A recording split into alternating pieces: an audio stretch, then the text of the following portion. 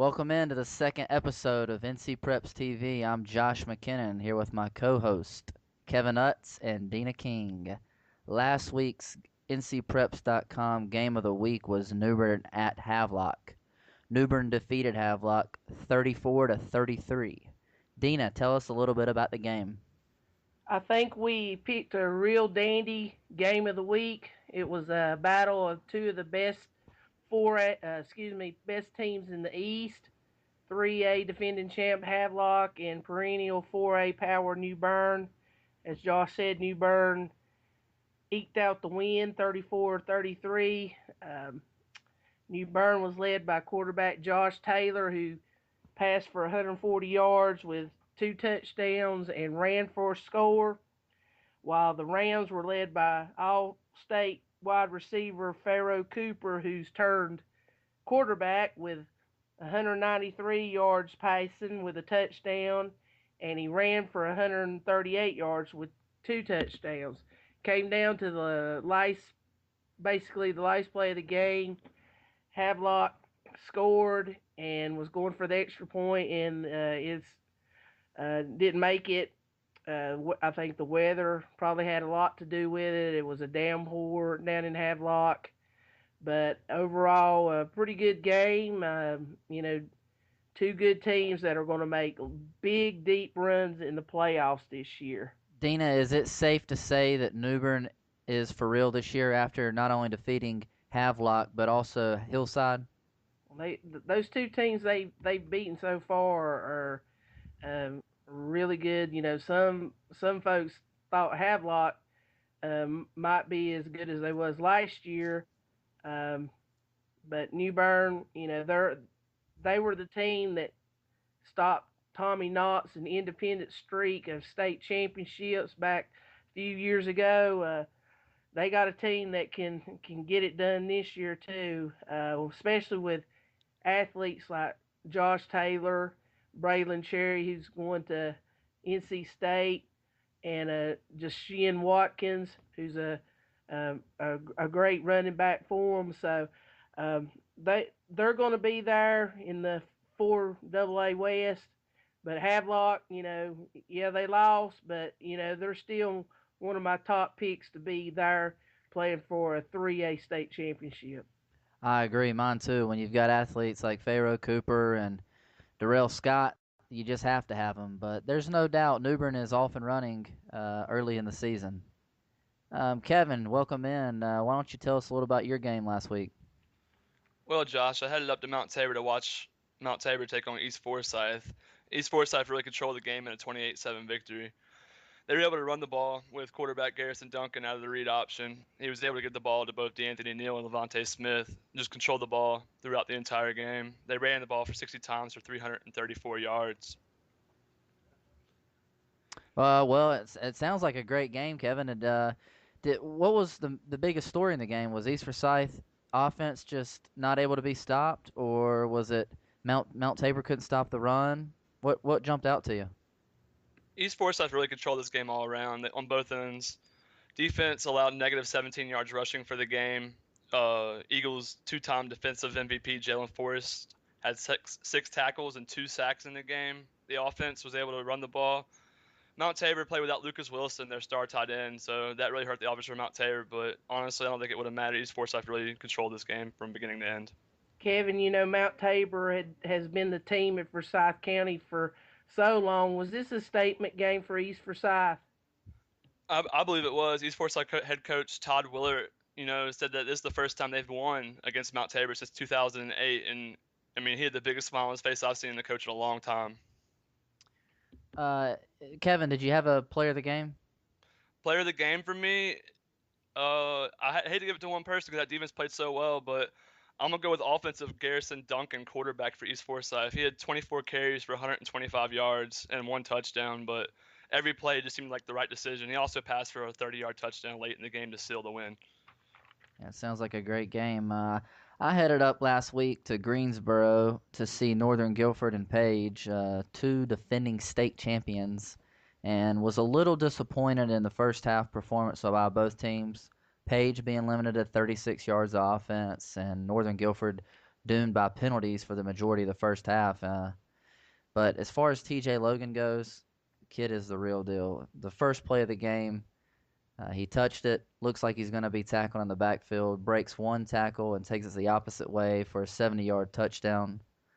The touchdown was called back, but the kid showed flashes right there of greatness, and there's no doubt he's lightning in a bottle. And Coach Fedora, Tar Heel faithful, they should be extremely happy about him coming on board.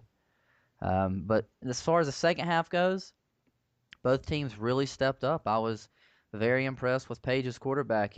Jordan Putnam, he settled down and really played a pretty good second half against a really good Northern Guilford defense. As far as Northern Guilford's defense goes, they were impressive all night long. TJ Ruff, not only did he have the game-winning tackle on 4th and inches, but he also recovered a fumble, which would eventually set up the game-winning TJ Logan touchdown. So just both teams started slow, as you would usually expect, and with this early in the season and a game of this stature with two defending state champions in a rivalry game. But overall, both teams played pretty well in the second half. Josh, I know TJ Logan got banged up late in that game. What's the health report on him for the weeks coming up? TJ was fine. I spoke to him after the game. He said he just was cramping up late in the fourth quarter, as well as he should have been. He was out there for basically every play on offense and defense. But I also spoke to TJ about his decision for next year, and he said he's very firm with his North Carolina commitment and that he has no official visit set up as of right now. Good news for Tar Heel fans there. Great news for Tar Heel fans. Josh, Look, what about the Pirate fans? Coming off a 16-0 season, state championship, starting the season 0-2. well, they've played two great teams in the first 2 weeks, and Page is going to be okay. They're breaking in a new quarterback with a lot of new faces, and when a team loses an athlete like James Summers, that's tough to replace. But things do not get any easier from here for them. They have to go play at High Point Central this week, and things don't get any easier for Northern Guilford as well as they step out and play another 4A school in Dudley this week. And it's going to be interesting. Those two games are really caught my eye for this coming week. Good football up there in Greensboro and Guilford County now.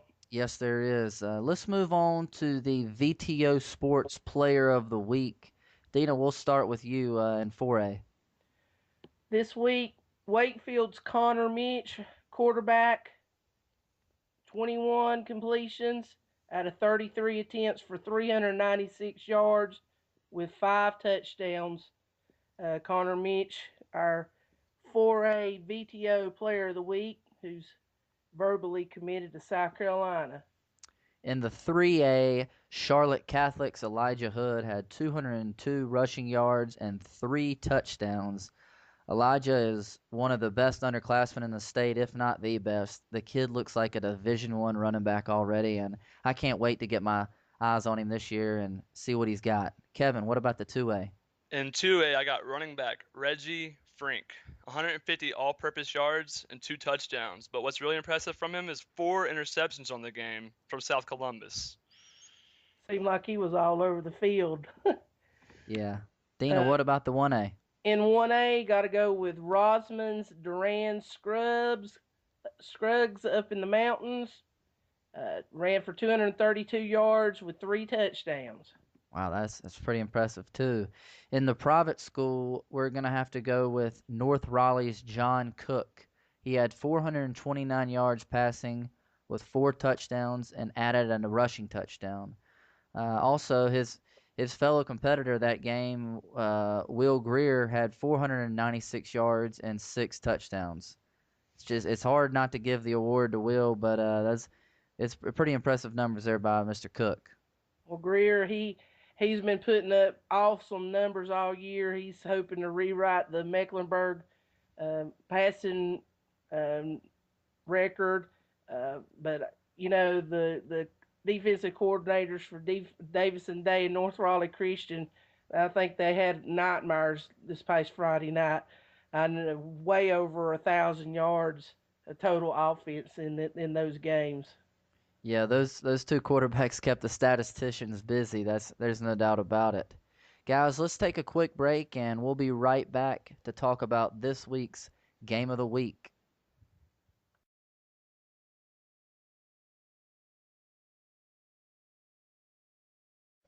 Welcome back to NC Preps TV. I'm Josh McKinnon here with my co-hosts Kevin Utz and Deana King.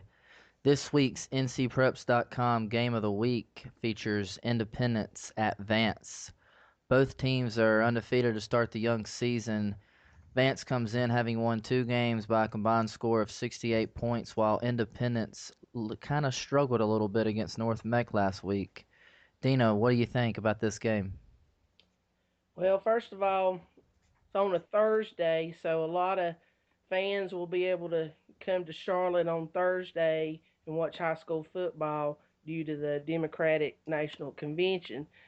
So I expect some huge crowds. Uh, both teams they they got some good players. Jason Canella for Independence at quarterback, and his favorite targets Daquan Barnes and Jack Toko, who is a spark plug everywhere he plays. He's committed to the Wolfpack at NC State. Last week he had a 99-yard kickoff return for a touchdown. So Independence always been known for that passing attack, offensive juggernaut, and expect Coach Geiler to be no different this year. He just recently said he was going to kind of hang it up for the Patriots at the end of the season, and um, so As that's far as Vance goes, they're obviously loaded with talent on that team as well. This year, adding to them is going to be Justin Fritz coming over from Asheville. He's recently committed to Liberty. And you also have Kirk Donaldson transferring over from Davidson Day, committed to ECU. Standing out for Vance is going to be Lorenz Bryant, the top linebacker in the state, considered by some. Him and Peter Columbine are kind of right there with each other. Lorenz is committed to USC. He's going to actually play some running back for him this year as well as linebacker. he was a great two-way star last year. Ran for over 1,500 yards, but he's gonna be a linebacker in college, and he's gonna be a good one for the Gamecocks. Yes, he will. And speaking of the quarterback for Independence, Jason Canella, he's moving back to quarterback this year with the loss of Evan Guest, who kind of was the man last year, and Canella knew it. Canella moved over to tight end last year for him because that was the kind of a spot they needed him to fill, and he stepped up and made all conference last year in that position. But now he moves back over to quarterback, which is more of his natural position. But I'm interested to see how this Independence team's going to respond after not playing up to their standards last week. Vance is, I don't want to say has the best defense in the area when getting with teams like Mallard Creek and Butler, but Vance has got tons of talent on the defensive side of the ball and has really played well in their first 2 games. So it's going to be an interesting to see Independence offense, who's averaging 36 points a game, go against this very good Vance defense. And Vance has a new coach, Keith Wilkes, and he's been in my part of the woods for a long time. He was at Carver, and they won a couple of 3A state championships there. And he went down to South Carolina, and he's finally moved back up to North Carolina. Great hire for Vance. Uh, think Vance will be in the hunt right there with Mallard Creek and Mooresville. Should make that conference, the IMAC, a very interesting conference race this year. I agree. Dina, what's your prediction on the game? Well, I just something about Independence. Uh, that big eye offense. I think I'm going to pick Independence this week. I like Toko and Barnes and Cannell and Company. I think they're going to take the W. Kevin, what about you? I'm also have to go with Independence. I think there's a little too much offense there. I think Vance is gonna have a strong defense in the game, but I think Independence is gonna prevail in a close one. Nobody's really given Vance much life. This young team with great talent all around it, new coach. They go out and win their first two games by combined points of 68, but it's just tough to go against the tradition and coaching there at Independence. And I'm gonna have to go with Independence as well, but in a very close game, and I could see it going either way. But I think this game's gonna be a one touchdown game or less. As far as other good games in the state this week, Kevin, where you headed out to? Well, Josh, I'm gonna head to Concord to watch Monroe come in to take the Spiders on. Should be a good game. Two good quarterbacks in that game. You got Quade Chambers coming in from Monroe. He's committed to Duke this year. He's the first player in Monroe history to rush for 1,000 and pass for 1,000 yards in the same season. They also have a nice junior running back named Trayshawn Wynn. He only played in 10 games last year due to injury, but he ran for over 900 yards in those games. And then for Concord, for Glenn Padgett, he's got a quarterback named BJ Beecher down there, and he was our VTO Sports Player of the Week 1, and I think he's going to continue to play very well throughout the season, and I'm excited to watch that matchup. How about you, Deana? Where are you headed out to? I'm going to Mallard Creek to watch Berry and Mallard Creek play. First chance to watch the Mavericks this year come in with high expectations. I know they got beat the first opening week by Butler in a big showdown in Charlotte, but they bounced back last week against Sun Valley in a big way. Be my first chance to see the top player in North Carolina, Marquez North, the senior. He really came through for his team last week. He had 155 yards rushing with 4 touchdowns and also passed for a score. So I think Coach Palmieri made it a point to get his star of the ball Yeah, after not having many touches in the Butler game. yeah, and that Barry team is kind of depleted from last year's team, losing Nick Dawson, Jermon Harper, Kedrick Davis. You know, three D1 kids that are, you know, not many schools around North Carolina can lose three Division 1 players and not really get hurt by that. But like I said, it's first chance to see Mallard Creek, and they have some outstanding players. Brian Walker, who's committed to Carolina, and Jay Horton, a running back, Tevin Lachey, offensive lineman. Just a lot of college prospects and everything. Just get a chance to watch them as they're heading back into a deep playoff run. And I think with them and Vance and Mooresville is going to make the IMAC a good conference to watch. Yeah, I agree. There's tons of talent in that conference this year, that's for sure. Well, guys, we're going to take a quick break, and we'll be right back to talk about the upcoming games in the state of North Carolina, as well as give you our predictions on the top five games in the state.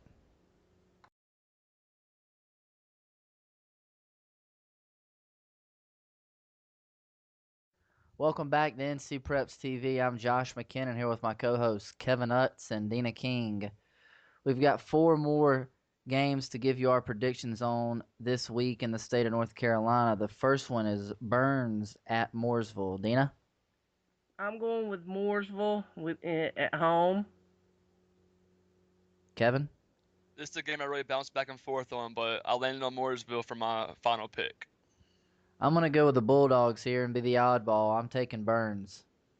In our next game, we've got East Duplin at James Keenan. Deana? I'm going to go with James Keenan. Uh, they claim this is their year. It's a big battle, county battle in Duplin County, so we'll see if it's the Tigers' year. Kevin? This was a game I took the home team, so James Keenan for me as well. Once again, I'm the oddball. I'm going with East Duplin here. In our next game, Northside Jacksonville against Jacksonville. Deana? Jacksonville's off to their best start in a few years. I just think they're on a roll, and I'm going to go with Jacksonville this week. Kevin? Jacksonville had a huge upset win last week, but Northside Jacksonville's been in the playoffs 10 out of 11 years of existence, and I can't argue. I'm going Northside Jacksonville in this game. Well, Kevin, I'm glad we finally agree on something. I think I'm going to go Northside Jacksonville there as well. And our last game features two teams out of Guilford County, Northern Guilford at Dudley. Deana? TJ Logan and the Nighthawks. Kevin? Deana said it all with TJ Logan. I'm going with Northern Guilford. I'm going with Northern Guilford here. Not only am I going with TJ Logan, but I'm going with that Nighthawks defense. Thanks for listening to this week's episode of NC Preps TV. I'm Josh McKinnon. I'm Deana King. And I'm Kevin Utz. And Josh, it was great working again with you the show this week. And Deana, I hope we didn't scare you off and you're going to come back week in, week out with us. You know I will. And remember, folks, you can always follow us on Twitter or at ncpreps.com for your latest high school football scores and news in the great state of North Carolina.